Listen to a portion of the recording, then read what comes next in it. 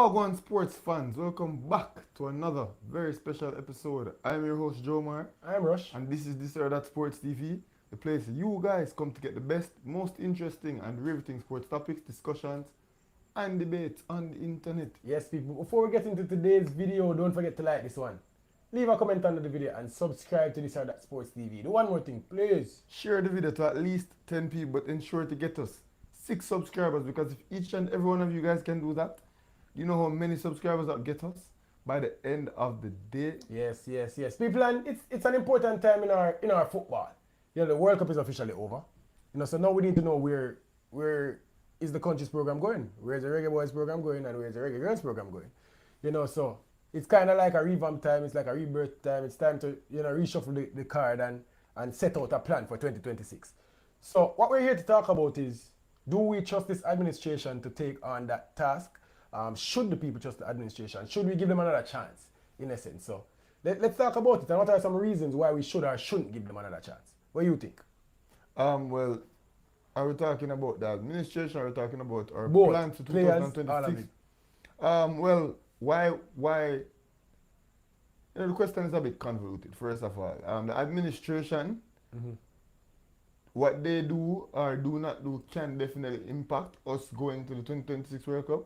However, what the players do and do not do can also impact. And I think both things can go hand in hand, or they can be mutually exclusive. So I think the players can go to the World Cup in spite of the administration. Yeah. And I think the administration can do so well that they give the players an extra push to go to the World Cup, if that makes any sense. But from the administrative standpoint, I believe that the steps being taken to handle the JFF as a business, and for business people to handle the business part and to allow the football people to handle the football part, I can see that there's a distinct direction and a separation of the two. And in all the top FAs, you know, the England FA is what I always make reference to, where we see them keep business and the football. I think our separation of both, our attempt to separate both at this current moment, is a very promising sign. You know, the appointment of the new Gen Sec and, you know, various delegations and committees assigned to handle the business, you know, in addition to hiring competent football people. I think that's a good sign. So administratively, I definitely think we have initiated, you know, a good program for the next 4 years. I definitely have to see how it progresses to the upcoming Gold Cup, and honor it to see what to make of it. That's from the administrative standpoint. Yeah, and I agree with you from the administrative standpoint. And we're going to, you know, call a few of them by name in terms of the strides that they've made.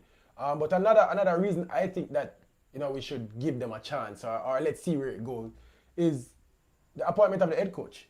You know, you said the footballing aspect of it, and hiring football people to do football.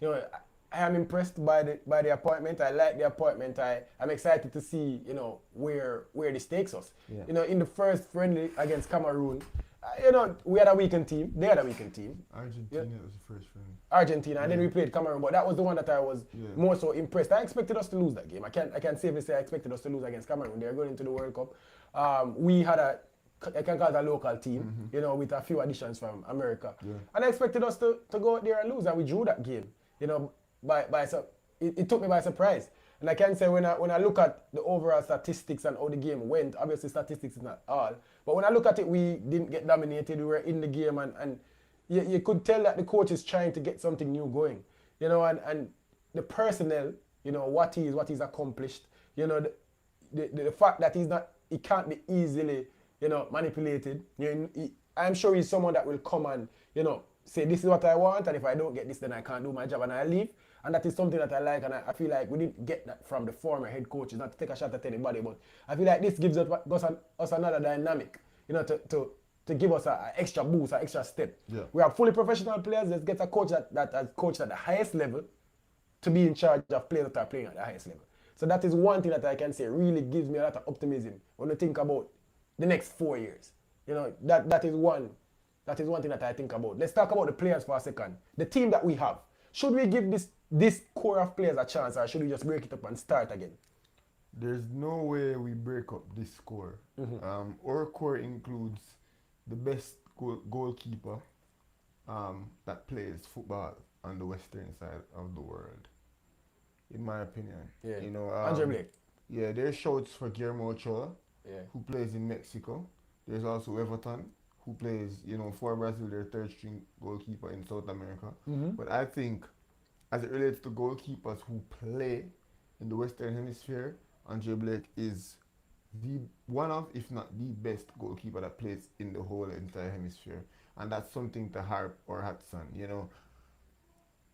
He's going to be our captain going forward, a very solid player and somebody that should continue to be in the core of players. Yeah. Then we have Damien Lowe, a perennial starter on what is not a great MLS team right now, but will be a great MLS team. Will be a great MLS team going forward, and Damien Lowe is an instrumental part in what they do. Another strong part of our core. Yep. Ethan Pinnock, and I make no qualms about this, and I say this without inhibition. One of the best central defenders in the English Premier League. Ethan Pinnock, he plays for the Reggae Boys as well. Another part of our core.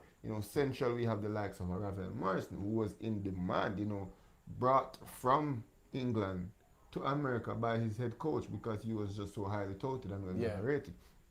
Likes of Leon Bailey, who is an up-and-coming forward, has the potential to be a top forward in the league. In addition to some people who might be able to play for us, considering that they come on board within the next 2 years, because as you said, you don't want anybody jumping on right before World Cup qualifying and so on and so forth. We have the Gold Cup, and I've heard that we will be in the Copa America in 2024. That's two competitions that I think dual nationals should come on board for right now to come and play this competition. The likes of Mason Holgate and Demari Gray, Isaac Hayden's name has been in and around the room, and so on and so forth. Omar Hutchinson, so on and so forth. So I think the talent that we possess, the players that we have in our core, players that potentially can play for us, and peripheral players, I didn't mention likes of Bobby Reed or Jamal Lowe, who are still in and around the program, are still very solid players.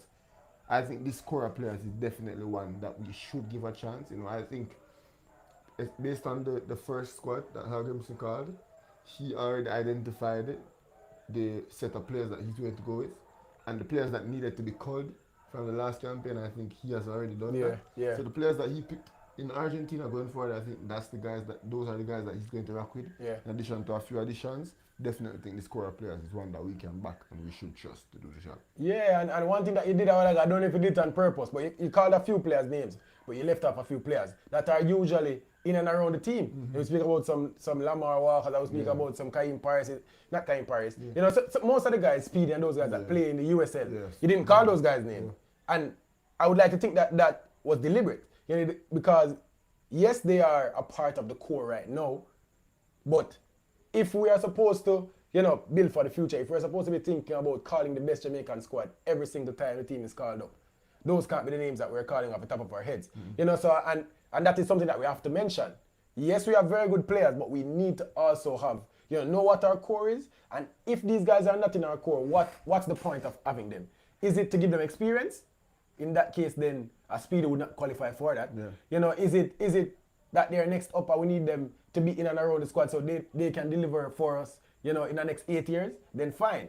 A lot of these guys wouldn't qualify. A Corey wouldn't qualify for that. Javan East wouldn't qualify for that. You understand? So we need to be clear with what we want to do. And one thing I always wanted from the JFF is a vision. I wanted to know what are we going to do.